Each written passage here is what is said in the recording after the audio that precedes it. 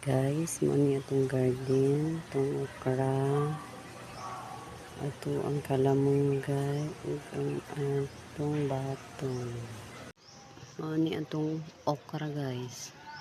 3 months na ni siya gikan sa pagtanom. Mo ni iyang nawa. Itong kalamunggay. Kani pulanganan ni siya guys.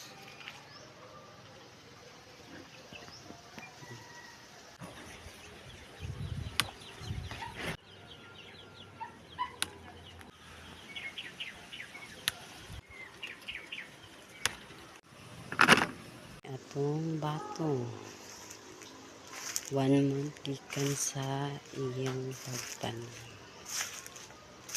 Diba? Ikatulo pa na ako ni siya nakuhaan guys, pero daghan pa kayo. O ano,